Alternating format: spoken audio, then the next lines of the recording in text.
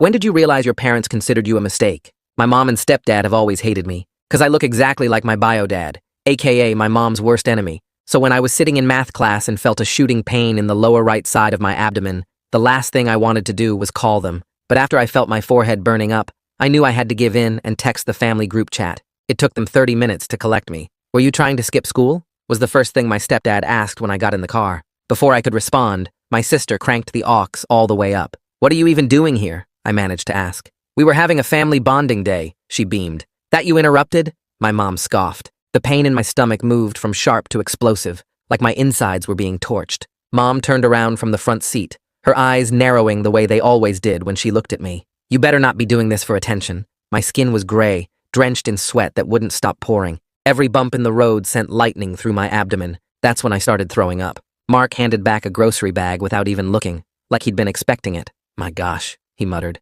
Your father used to pull this same dramatic BS. That's when Kendra's phone beeped with an alert. Her phone was on 5%. My phone is dying, she wailed. This wasn't just regular upset. It was that calculated crying she'd perfected since she was 6. Josh is gonna FaceTime me in literally 20 minutes, and he'll think I'm ignoring him, and then he'll ask that girl from chemistry to homecoming instead of me. I could feel something inside me getting worse with every second. Hospital, I gasped. Please. Mom and Mark exchanged that look. The same look from when I asked if I could join the family vacation to Disney. The same look from when I asked why Kendra got a car for her 16th birthday, but I got a card with $20. There's a Best Buy right there, Mom said, pointing at the blue sign coming up on the right. We can grab her a portable charger real quick. I thought I'd misheard her. Through the fog of pain and nausea, I managed to lift my head. What? It'll just take a second, she said, already telling Mark to turn in. Please, The words barely came out. My throat felt like it was closing. Mark looked at me in the rearview mirror with this expression of pure disgust.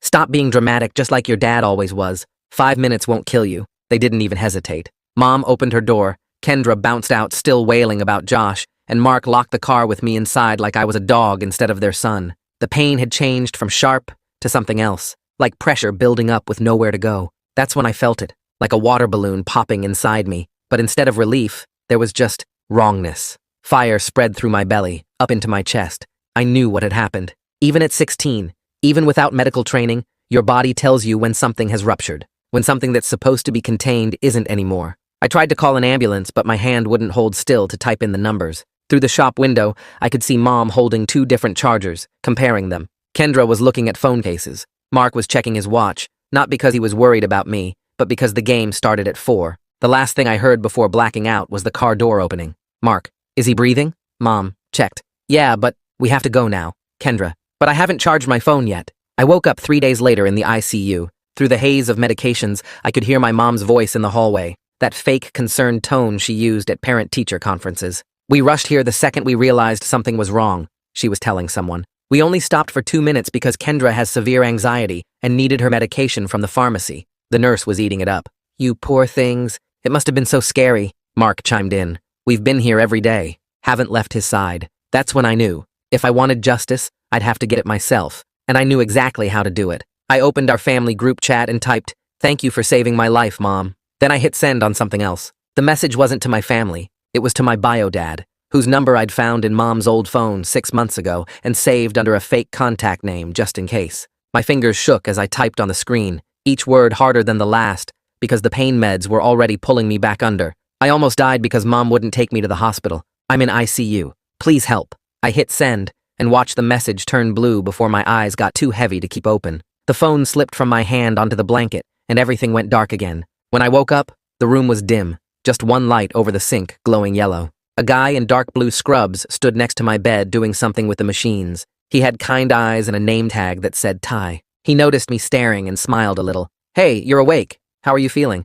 Most people ask that as a greeting, not expecting a real answer, but Ty just stood there waiting, actually looking at me like my answer mattered. Everything hurts, I said, my voice coming out scratchy and weak, and I'm scared to go home. His expression changed right then, not shocked exactly, more like something clicked into place. He pulled up the chair next to my bed and sat down so we were at eye level. Can I ask you some questions about that? I nodded. My throat felt tight, but I needed someone to know. The hospital takes patient safety really seriously, Ty said quietly. Would it be okay if I requested a social work consult for you? Someone who can help make sure you're safe and have what you need? Relief hit me so hard I almost started crying again. Someone actually cared enough to do something. Yes, I managed to say. Please. Ty squeezed my hand for just a second, then stood up and made some notes on his computer tablet. I'm putting that request in right now. Someone will come talk to you tomorrow morning. He checked my IV and adjusted something that made the aching in my stomach ease up a tiny bit. Try to get some rest. I'll be here all night if you need anything. I fell back asleep feeling safer than I had in years.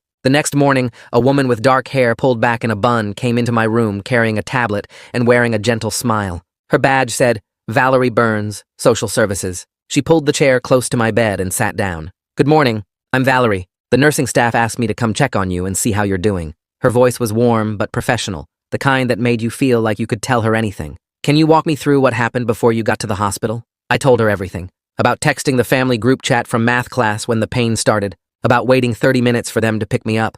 About Mark asking if I was trying to skip school. About Kendra's phone dying and Mom deciding to stop at Best Buy for a charger while I was throwing up in the back seat. About them locking me in the car while they shopped. About feeling my appendix rupture and not being able to call for help. Valerie's face stayed calm and kind the whole time, but her fingers moved fast across her tablet, taking notes on everything I said. When I finished, she looked up at me with those kind eyes. The medical team documented your condition when you arrived. You had critical sepsis from a ruptured appendix, which means there was a significant delay in getting you treatment. She paused, then asked the question that mattered most. Do you feel safe going home? I wanted to say no so badly it hurt worse than my incision. But I also knew what happened to kids who said they weren't safe at home. Foster care, maybe. Or forced family therapy where Mom would blame me for everything. I don't know, I said finally, which was at least honest. Valerie nodded like that answer told her everything she needed. This information will be part of my assessment. I'll be working with your medical team, and we'll figure out the best plan for you. She stood up, but left her business card on the table next to my bed. If you need anything or remember something else you want to tell me, you can call that number anytime. After she left, I picked up my phone to check the time. That's when I saw the notification. A text from the contact I'd saved as Dave from the school, but was really my bio dad. I'm driving there now. 2 states away, but I'll be there by tomorrow morning. Are you okay? Please tell me you're okay. I started crying before I could stop myself. Someone who barely knew me, who Mom had kept away from me my whole life, was dropping everything and driving through the night to get to me. Meanwhile, my own mother was probably at home watching her cooking shows and complaining about how I'd ruined her week. The tears kept coming and I couldn't make them stop. A different nurse came in to check on me and asked if I was in pain.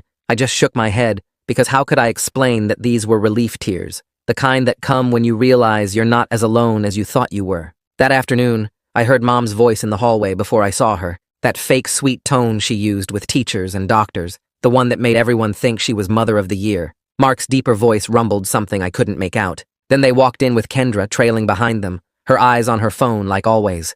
Mom had her concerned parent face on, eyebrows drawn together and mouth turned down. But the second she saw Valerie's business card sitting on my bedside table, her whole expression changed. Her eyes went hard and her jaw got tight. She picked up the card and read it, then looked at me with that expression I knew too well, the one that said I'd done something wrong just by existing. What's this about? Her voice came out sharp despite her trying to sound casual. Mark stood behind her with his arms crossed, already looking annoyed. I kept my face neutral and my voice even. A social worker is helping coordinate my discharge care, making sure I have what I need when I leave the hospital. It wasn't a lie, just not the whole truth. Mark's jaw clenched and a muscle jumped in his cheek. Mom's eyes narrowed, but she couldn't make a scene because a nurse walked past right then, glancing into the room. She forced a smile and sat down in the chair Valerie had used earlier. Well, that's nice of them. We just want to make sure you're taken care of. Kendra hadn't looked up from her phone once. She stood near the door like she wanted to be anywhere else, her thumb scrolling and scrolling. I wondered if Josh ever called her for that FaceTime, or if she'd been worried about nothing while I was literally dying in a parking lot. Dr. Angelo Burns came in during what Mom called evening visiting hours, even though I hadn't asked them to visit at all. He was the surgeon who'd operated on me, tall with gray at his temples and tired eyes that had probably seen too many emergency cases. He pulled up my chart on the computer and started reviewing my recovery progress, talking mostly to himself while he read. Then he said something that made the whole room go still. The surgical notes indicate your appendix had been ruptured for at least 2 hours before you arrived at the hospital. He looked up from the screen, his gaze moving between me and my parents. How long were you experiencing symptoms before you came in? This was it. The moment I'd been waiting for since I woke up and heard Mom lying to the nurses in the hallway. I kept my voice calm and clear, making sure every word came out right. I texted them from the school when the pain started. It took 30 minutes for them to pick me up. Then I asked to go to the hospital, but we stopped at Best Buy first, so Kendra could get a phone charger. They locked me in the car while they shopped. That's when my appendix ruptured. I watched Mom's face while I talked,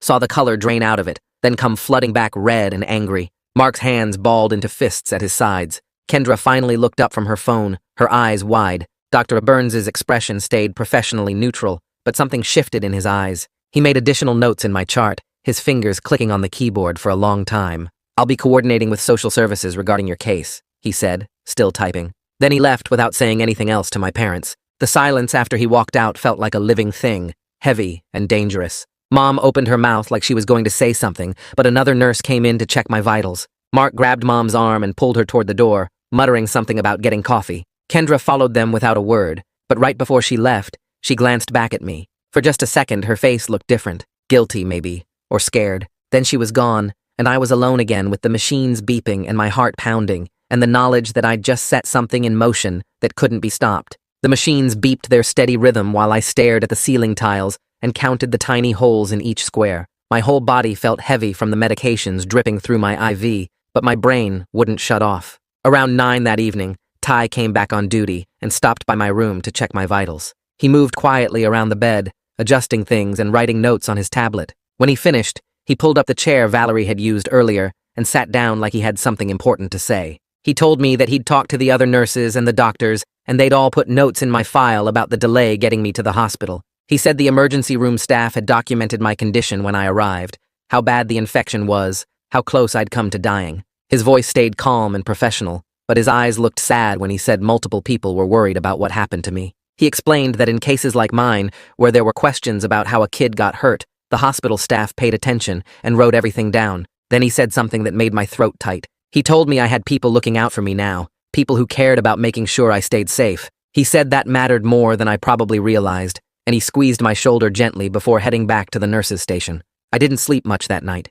Every time I closed my eyes, I saw Mom comparing phone chargers while my appendix ruptured. I kept checking my phone to see if Bio-Dad had responded again, but there was nothing new. Part of me wondered if he'd actually come, or if he'd decide I wasn't worth the trouble, just like Mom always said. Morning came slowly, the sky outside my window turning from black to gray to pale blue. Around 7, a nurse brought me breakfast that I couldn't eat because my stomach was still messed up from the surgery. I was picking at some plain toast when I heard voices in the hallway, and then the door opened. The man who walked in was tall, maybe 6'2", with dark hair that had some gray at the sides. He looked exhausted, like he'd been driving all night without stopping and his clothes were wrinkled. But his face was like looking in a mirror 20 years from now. Same nose, same jawline, same dark eyes that Mom always said made her sick to look at. He stopped just inside the doorway and stared at me, his eyes getting wet. Then he crossed the room in 3 long steps and hugged me carefully, his arms going around me, but avoiding all the tubes and wires. His voice cracked when he asked if I was really okay,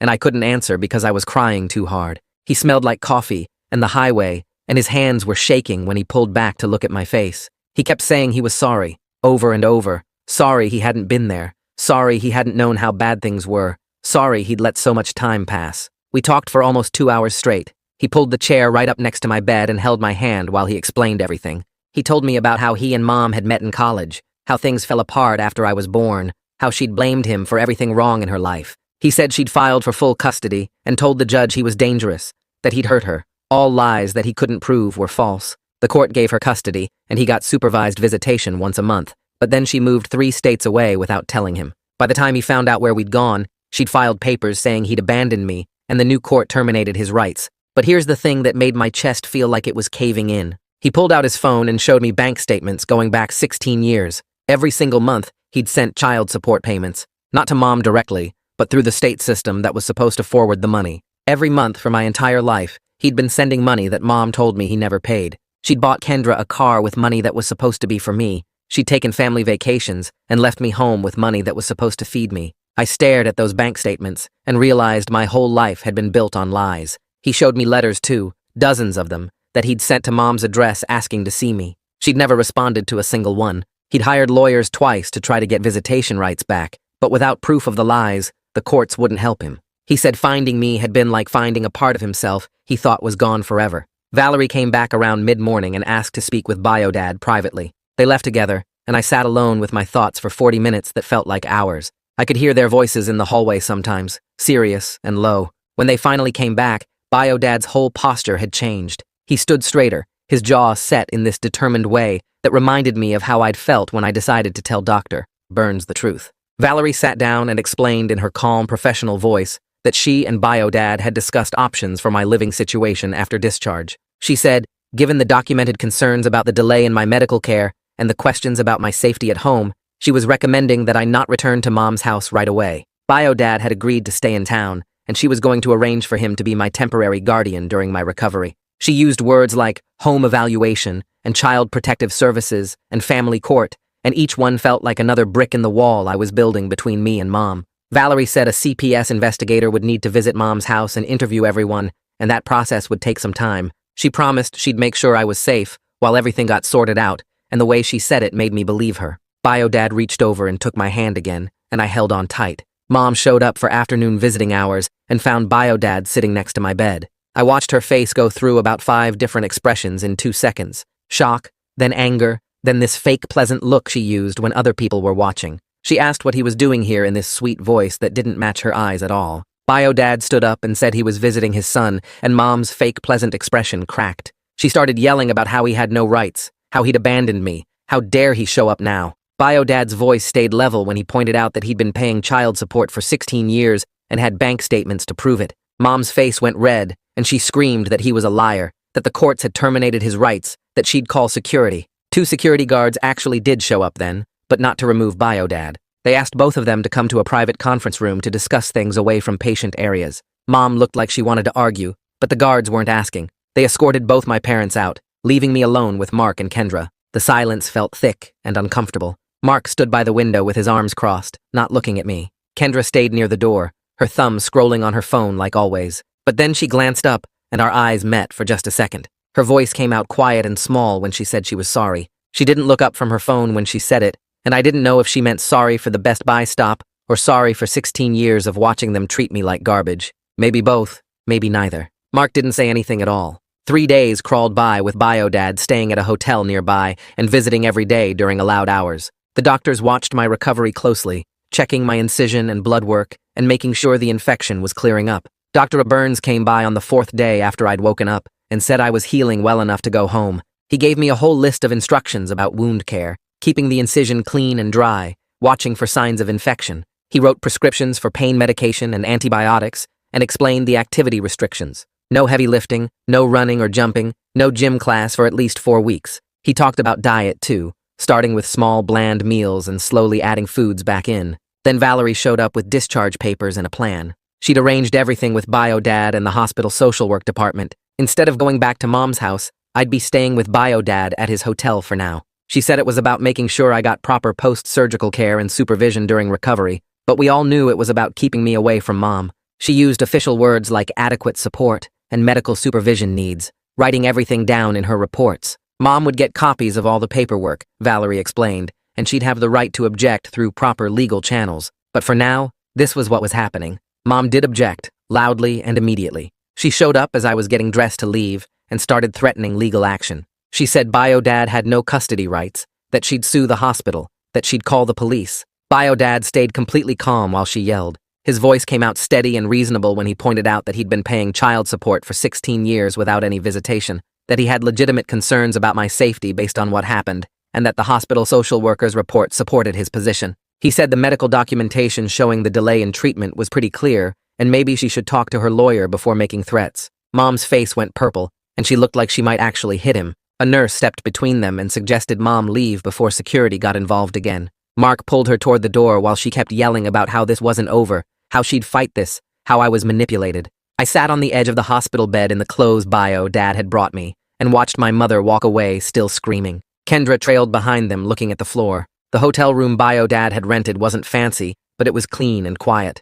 2 double beds with blue comforters, a small table by the window, a TV mounted on the wall. He'd already been there that morning and stocked the mini fridge with ginger ale and crackers and plain bread, all things Valerie had said would be easy on my stomach. He helped me get settled on the bed closest to the bathroom, propping pillows behind me and making sure I was comfortable. Then he set up all my medications on the nightstand with his phone alarm system, programming and reminders for each dose. He asked what I wanted to watch on TV and handed me the remote, telling me to pick anything. We ended up watching some cooking competition show that neither of us cared about, but it didn't matter. What mattered was him checking on me every 20 minutes, asking if I needed anything, if I was in pain, if I was hungry. What mattered was him getting up to grab me more ginger ale without me having to ask. What mattered was the way he adjusted my pillows when he saw me shifting around trying to get comfortable. For the first time in 16 years, someone was taking care of me like I actually mattered. I fell asleep that afternoon feeling safer than I'd ever felt at home. Kian showed up that evening with a backpack full of homework assignments and gossip from the school.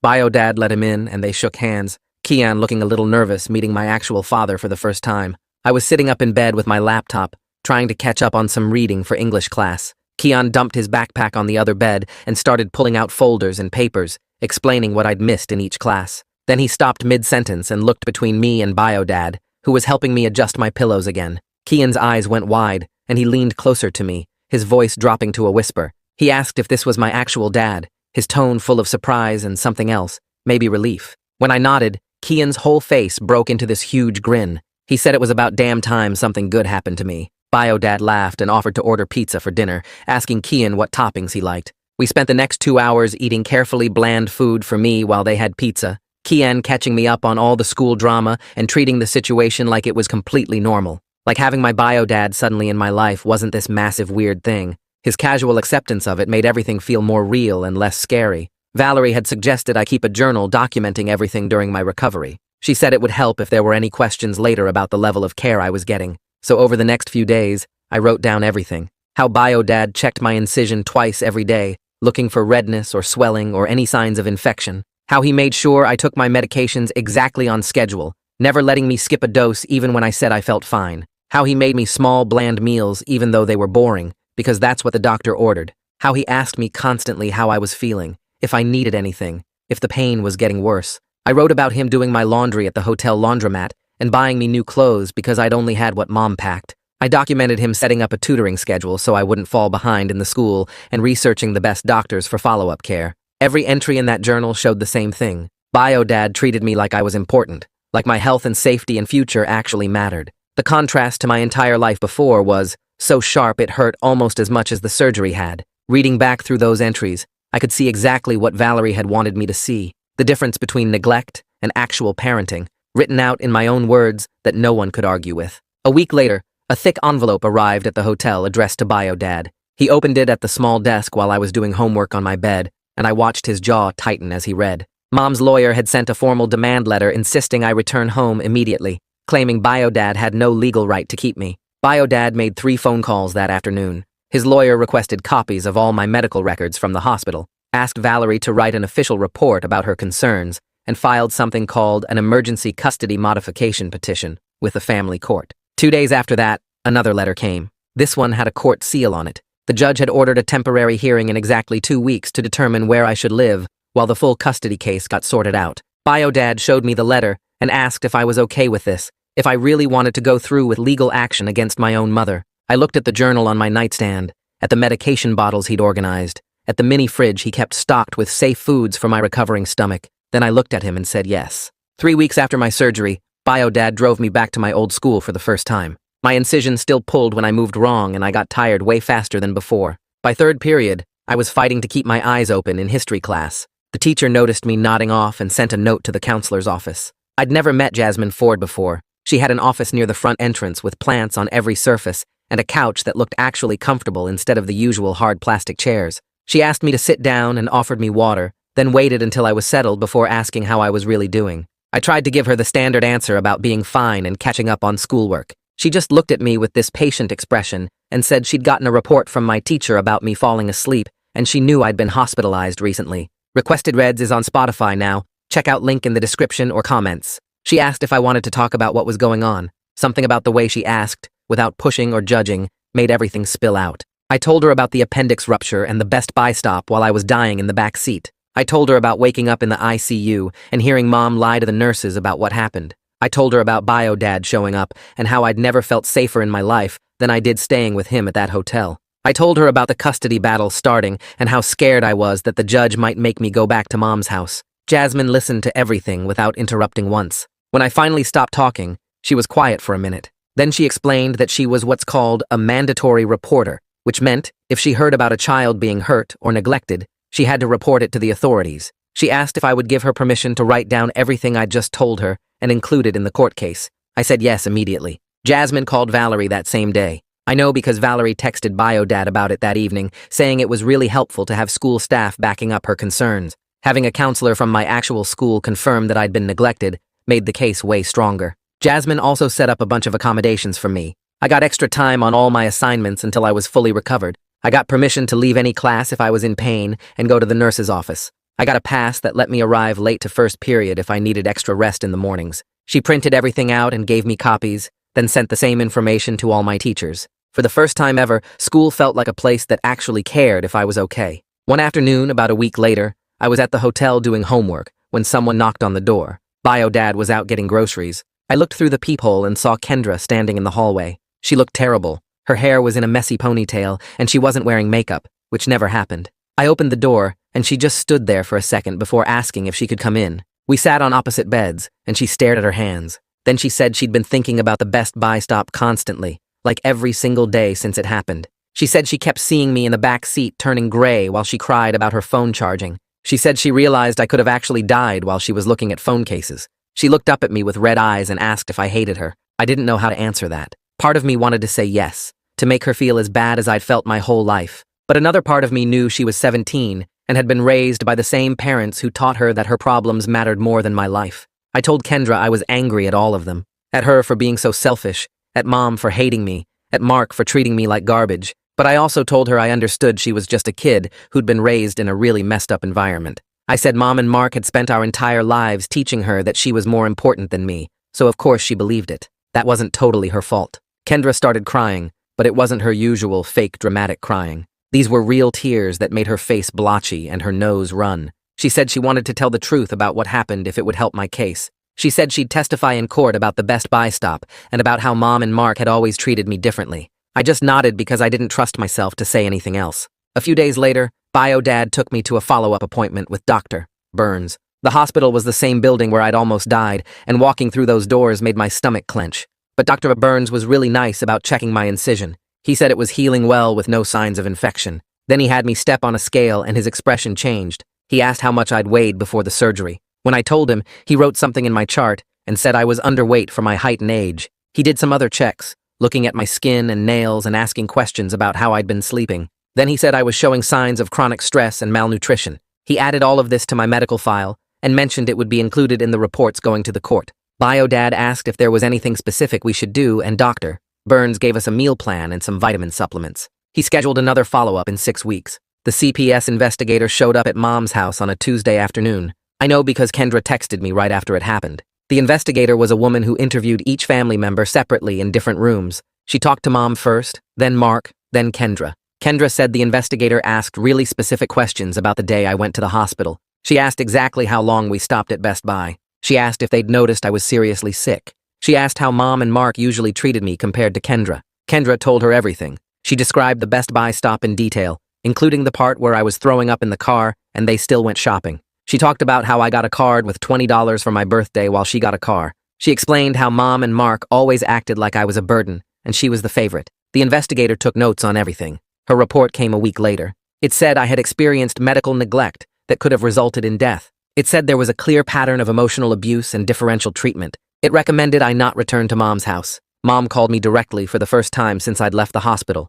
My phone rang while I was watching TV with Biodad, and her name popped up on the screen. My hand shook when I answered. Her voice was shaking too, but not with sadness. She was furious. She said I was destroying the family and turning Kendra against her. She said I was selfish and manipulative just like my father. She called me ungrateful after everything she'd done for me. She said I was going to regret this when the judge saw through my lies and sent me home. I didn't say anything back. I just hung up and blocked her number. Biodad asked if I was okay. I wasn't, but I nodded anyway. The next morning, Mark sent me a text. It was long and said he was sorry for not standing up for me. He claimed he didn't realize how bad things had gotten. He said he should have taken me to the hospital right away instead of stopping at Best Buy. He said he hoped I could forgive him someday. Biodad was reading over my shoulder while I stared at the message. He made this snorting sound and said, "Adults don't get credit for ignoring child abuse." He said Mark had 16 years to notice how they treated me and chose not to care until there were legal consequences. I didn't respond to the message. I just deleted it and put my phone away. The custody hearing happened 5 weeks later in a courthouse that smelled like old wood and floor cleaner.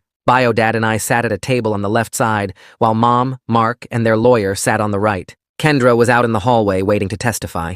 The judge was a woman with gray hair pulled back tight and reading glasses on a chain. She looked at me when Biodad's lawyer called my name, and I walked up to the witness stand on shaky legs. My incision still pulled when I moved too fast. The lawyer asked me to describe what happened the day I went to the hospital, and I told her everything. The shooting pain in math class, texting the family group chat, waiting 30 minutes for pickup, throwing up in the car, asking to go to the hospital, Mom and Mark deciding to stop at Best Buy instead, being locked in the car while they shopped for a phone charger, feeling my appendix rupture while I watched them through the store window comparing products, blacking out, waking up 3 days later in the ICU. The lawyer asked how my family usually treated me compared to Kendra, and I explained the differential treatment. The Disney vacation I wasn't invited to, the car Kendra got for her 16th birthday while I got a card with $20, how Mom always looked at me with this expression like I disgusted her, how Mark called me dramatic whenever I was sick or hurt. The judge took notes and asked me directly if I felt safe with Biodad. I said yes, without hesitating.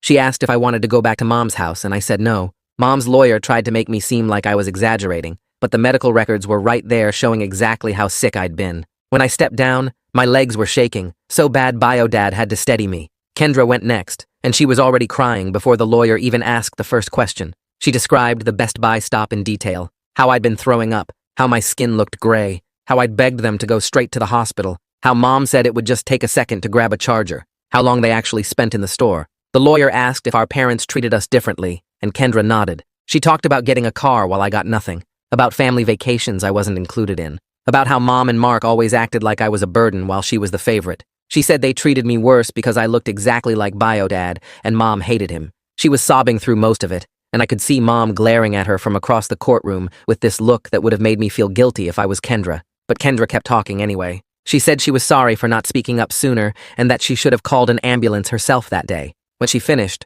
Mom's lawyer tried to make it seem like Kendra was just a dramatic teenager, but the judge looked skeptical. Dr. Burns testified after lunch. He brought my medical file and explained my condition when I arrived at the emergency room. Critical sepsis from a ruptured appendix, severe dehydration, dangerously high fever, blood pressure dropping. He said another 30 minutes of delay could have been fatal. The lawyer asked how long my appendix had been ruptured before I got to the hospital, and he said at least 2 hours based on the level of infection. He described the emergency surgery and the 3 days I spent in a coma. Then he talked about the implications of the treatment delay. He said stopping for a phone charger when a child is showing clear signs of a medical emergency demonstrated reckless disregard for my welfare. Mom's lawyer tried to argue that they didn't know how serious it was, but Dr. Burns shut that down. He said I was vomiting, sweating, gray, and in obvious severe pain. Any reasonable adult would have gone straight to the hospital. The judge asked if there was any medical justification for the delay, and Dr. Burns said absolutely not. Valerie testified next and brought a thick folder of documentation. She explained that hospital staff had raised concerns about my family's behavior during my ICU stay, how Mom and Mark lied about being there constantly when they actually only visited twice, how they lied about the pharmacy stop, how I'd expressed fear about going home. She described the contrast between Mom's household and Biodad's care during my recovery. Biodad had followed all medical instructions perfectly. He checked my incision twice daily, made sure I took medications on schedule, kept detailed records of my symptoms and healing progress, brought me to every follow-up appointment. She said I'd gained weight, and my stress markers had improved significantly since leaving Mom's house. The lawyer asked about her professional assessment, and Valerie said clearly that I had experienced medical neglect that endangered my life and ongoing emotional abuse through differential treatment. She recommended I not return to Mom's household. Mom's lawyer stood up and tried to argue this was just one mistake, an isolated incident of poor judgment under stress, not a pattern of abuse. But Biodad's lawyer pulled out the accumulated evidence. Medical records showing I was underweight and malnourished.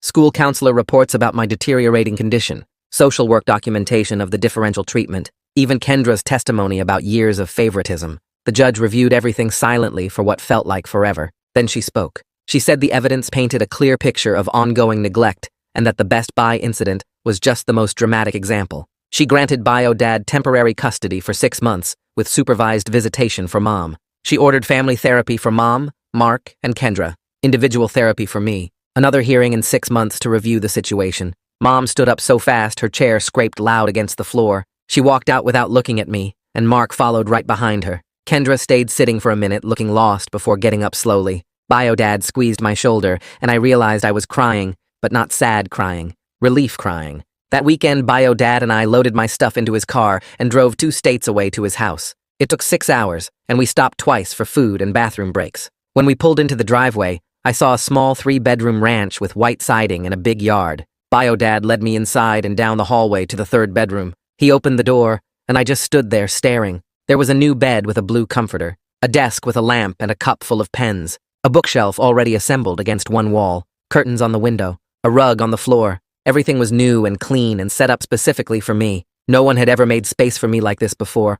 I started crying again, and Bio-Dad hugged me. He said this was my room, and I could decorate it however I wanted. Make it mine. I couldn't even talk. I just nodded against his shoulder. Starting at a new school 6 weeks into the semester was weird. Everyone already had their friend groups and inside jokes, and I was just the random new kid who showed up in October. But I didn't care. I was so relieved to be away from my old life that the awkwardness didn't bother me. Kian and I texted every day, and he sent me pictures of what was happening at our old school. He promised to visit during spring break. My teachers were all really understanding about my situation. The principal had told them I was recovering from major surgery and dealing with a family situation, so they gave me extensions on assignments and let me leave class if I needed to. Nobody asked too many questions. I started therapy the 2nd week at my new school. Bio-Dad found a counselor who worked specifically with family trauma cases. Her office was in a building downtown and had comfortable chairs and tissues on every table. She asked me to tell her my story, and I did. All of it. The years of being treated like I didn't matter. The appendix rupture. The Best Buy stop. Everything. She listened without interrupting, and then said something that hit me hard. She said my mother's issues with Bio-Dad were never my fault. That I didn't deserve to be punished for looking like him. That the neglect I experienced was abuse, even if it wasn't physical. We met every week, and she gave me tools for processing the anger and hurt. It was hard work. Some sessions I left feeling worse than when I arrived, but slowly, I started feeling less angry and more at peace. Like maybe I could actually move forward instead of staying stuck in all the bad years. Bio-Dad signed us up for family therapy too. He said he wanted to build a real relationship after missing my entire childhood. We went together every other week to a different counselor who specialized in parent-child relationships. We talked about why he and Mom split up, how she'd refused to let him have contact with me, how he'd paid child support for 16 years but never got to see me. He showed me court documents from when I was little where he'd tried to get visitation rights, but Mom blocked it every time. He said his biggest regret was not fighting harder, not pushing through the legal system until he could be part of my life. I told him about growing up thinking he didn't want me, how Mom always said he'd abandoned us, how I'd believed her lies for 16 years. We both cried during that session. The counselor said we needed to grieve the relationship we should have had while building the one we could have now. It wasn't going to be perfect. Bio-Dad had missed my whole childhood and we were basically strangers, but he was trying, really trying, and that mattered more than I could put into words. 2 weeks before Thanksgiving, Bio-Dad asked if I wanted to meet his parents, my grandparents. The ones I'd never known existed because Mom told me Bio-Dad's whole family wanted nothing to do with me. I said yes before I could overthink it. They drove down from 3 hours away on Thanksgiving morning, and when they pulled into the driveway, I watched from the window as an older couple got out of a blue sedan. My grandmother had gray hair and glasses, and she was crying before she even reached the front door. My grandfather was tall like Bio-Dad and me, with the same dark hair going silver at the edges. Bio-Dad opened the door, and my grandmother pulled me into a hug so tight I could barely breathe. She kept saying my name over and over and touching my face like she needed to make sure I was real. My grandfather hugged me next, and his hands were shaking. They came inside, and my grandmother immediately started pulling photo albums from a canvas bag she'd brought. She spread them across the coffee table and pointed to pictures of Bio-Dad as a kid. The resemblance was crazy. Same eyes, same smile, same way of standing with hands in pockets. She showed me Bio-Dad at my age, and we could have been twins. My grandfather kept pointing out little details like how we both had the same cowlick in our hair and the same crooked pinky fingers. They asked me questions about school and what I liked to do, and actually listened to my answers. During dinner, my grandmother cried again and apologized for not knowing I existed. She explained that Mom had blocked every attempt they made to contact me after the split. They'd sent birthday cards and Christmas presents for years, but everything got returned. They tried to get legal visitation rights, but Mom's lawyer kept blocking it. My grandfather's face got red when he talked about what happened with my appendix. He wanted to know why no one had called the police or pressed charges. Bio-Dad explained the legal process was complicated and that getting me safe was the priority. My grandmother said she wished she'd known sooner, so she could have helped. She made me promise to call her anytime I needed anything. Before they left that evening, my grandfather slipped $200 into my hand and told me to buy something I wanted. My grandmother hugged me again and said they'd be back for Christmas. Kendra called me in early December. Her name popped up on my phone and I almost didn't answer, but something made me pick up. She asked if we could talk and her voice sounded different, less bratty, more tired. She said she'd started therapy after everything that happened and was working through a lot of stuff about Mom and Mark. We talked for over an hour, She brought up things from our childhood I'd tried to forget. How mom would make her favorite meals, but tell me we were out of groceries. How she got new clothes for school, but I wore the same stuff from last year. How they took her to the movies but left me home alone. She said she used to think it was normal because that's how it always was, but her therapist helped her see it wasn't okay. That she'd been taught to see me as less important, and she'd gone along with it without questioning. She cried on the phone and apologized for the Best Buy stop, for not speaking up in the car when I was literally dying, for caring more about her phone than my life. I didn't know what to say at first. I told her I wasn't ready to forgive Mom and Mark. Maybe I never would be, but I didn't hate her. She was raised in the same messed up house I was, just from the other side. She got the favoritism, and I got the neglect, and both of us got damaged by it. She said she understood and didn't expect me to forgive her right away. Then she told me she was planning to go to college as far from home as possible. She'd applied to schools in other states and was hoping for scholarships. She couldn't stay in that house anymore now that she saw it clearly. The 6-month custody review got scheduled for late March. My therapist submitted a report about my progress that BioDad let me read. She wrote that I showed significant improvement in mental health since leaving Mom's house, that I was more open in sessions, less guarded, sleeping better, eating regularly. She noted I'd gained 12 pounds since moving in with BioDad, and my stress levels had gone down. Dr. Burns sent updated medical records showing my surgical site had healed perfectly and my overall health markers had gotten way better. My blood pressure was normal now. The chronic headaches I used to get were gone. BioDad's lawyer put together a huge file of evidence. Stable housing with my own bedroom, perfect school attendance since transferring, report cards showing my grades went from C's and D's to A's and B's, letters from my therapist, my school counselor, even my grandparents, photos of my room and the house, bank statements showing BioDad's steady income and child support payments he'd made for 16 years,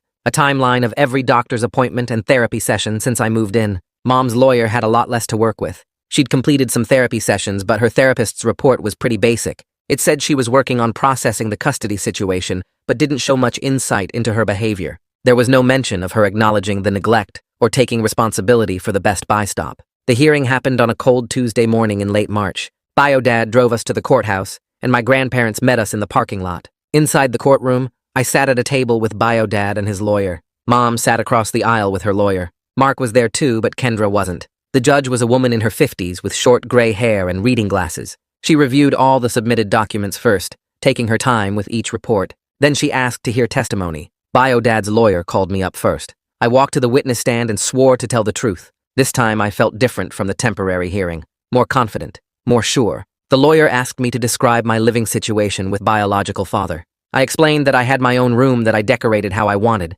that BioDad made sure I ate 3 meals a day and had clean clothes and got to the school on time, that he took me to all my doctor appointments and therapy sessions, that he helped with homework and asked about my day, that I felt safe there. The lawyer asked about my health and I said I'd gained weight and didn't get headaches anymore, that I slept through the night now without nightmares. The judge asked me directly if I wanted to return to my mother's house. I looked right at her and said no. She asked if I'd be willing to have visits with Mom eventually, and I said honestly, I didn't know. Maybe someday, but not now. Mom's lawyer tried to ask me questions about missing my family and my old school, but I just kept saying I was happier now, healthier now, safer now. The judge took a 15-minute break to review everything. When she came back, she said she'd made her decision. She granted BioDad full legal and physical custody. She said that at 16, my preferences carried a lot of weight, and it was clear I was thriving in his care. She noted that Mom had failed to acknowledge the seriousness of her neglect, and that made her think it could happen again. The medical evidence of delayed treatment was really concerning to her. She said I could have contact with Mom if and when I chose to, but there would be no forced visitation. Mom could petition for supervised visits in the future if she completed more therapy and showed real progress. But for now, I got to stay with BioDad permanently. Mom's face went red, and she got up and walked out before the judge even finished talking. Mark stayed in his seat looking at the floor. BioDad squeezed my shoulder, and my grandparents were crying happy tears behind us. The lawyer shook BioDad's hand and told him congratulations. We signed some papers, and then we left. Mom didn't attend the final part of the hearing when the judge signed the official custody order. She just sent her lawyer. Mark was there in the back row, but he didn't try to talk to me or even look at me. After we left the courthouse, Kendra texted me. She said Mom was at home devastated and crying, that she was blaming BioDad and the lawyers and the judge and everyone except herself, that she kept saying I'd been turned against her and poisoned by BioDad's family. Kendra said she tried to tell Mom that none of this would have happened if she'd just taken me to the hospital that day, but Mom wouldn't hear it. I texted back that I was sorry Kendra had to deal with that it wasn't her job to make Mom see reality. Kendra said she was counting down the days until she could leave for college.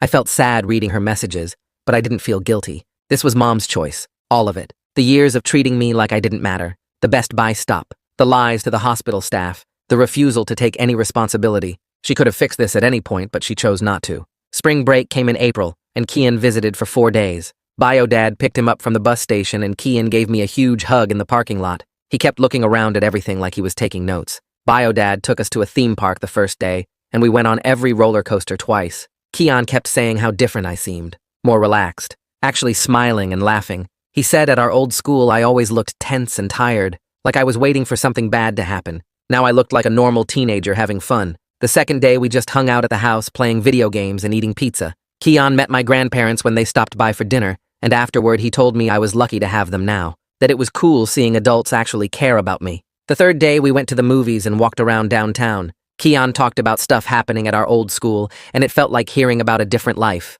A life I used to live, but didn't anymore. On the last day before Kian had to leave, we sat in my room and he said he was really glad things worked out, that he'd been worried about me for years, but didn't know how to help. I told him that texting me every day after the surgery and visiting the hospital meant more than he knew, that having one person who actually cared made a huge difference. Bio Dad drove Kian back to the bus station and we promised to stay in touch. Watching him leave made me a little sad, but mostly I just felt grateful. Grateful that I had a real friend. Grateful that I had Bio Dad and my grandparents.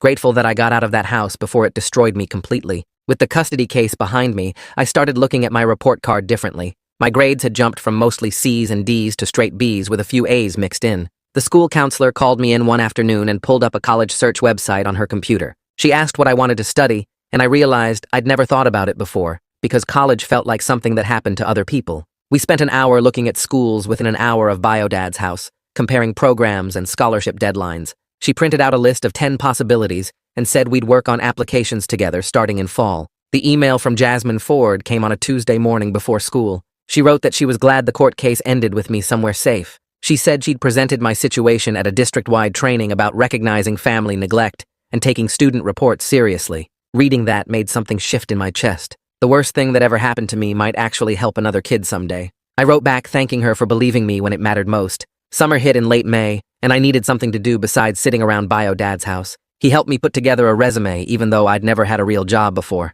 The bookstore downtown had a help wanted sign in the window. The manager hired me on the spot to work the register and restock shelves 4 days a week. My co-workers were mostly college students home for summer. They invited me to their movie nights and park hangouts. I was building actual friendships with people who didn't know anything about my past, unless I chose to tell them. Kendra's graduation happened in early June. She texted me a photo of herself in her cap and gown standing between Mom and Mark. Then she sent another message saying she got accepted to a state university 8 hours away from their house. Her voice sounded different on the phone when she called that night. Lighter somehow. She asked if she could visit me and Bio Dad before college started in August. I said yes without checking with him first because I knew he wouldn't mind. The letter came through Mom's lawyer in mid-June. It was formal and carefully worded, asking if I would consider meeting her for coffee with a therapist present to facilitate conversation. Bio Dad handed it to me without commentary and said the choice was completely mine. I sat with it for 3 days before bringing it up in my therapy session. My therapist asked what I hoped to gain from seeing Mom, and I couldn't come up with an answer. I wrote back through Bio Dad's lawyer that I wasn't ready and might never be. Kendra showed up on a Saturday in late July with 2 suitcases and a nervous smile. Bio Dad shook her hand at the door and invited her in like she was any normal guest. They sat in the living room while I made sandwiches in the kitchen. I could hear them talking about the custody case. Kendra's voice cracked when she apologized for all the years she went along with how Mom treated me. Bio Dad told her she was just a kid too and shouldn't carry guilt for her parents' choices. When I brought the food out, Kendra's eyes were red, but she looked calmer than I'd seen her in months. The camping trip happened the second week of August. Bio Dad loaded up his truck with tents and sleeping bags and drove us 3 hours north to meet my grandparents at a state park. We set up camp near a lake and spent 2 days swimming and hiking. That second night around the campfire, my grandfather started telling stories about Bio Dad's childhood. He said I got my stubborn streak from both sides of the family.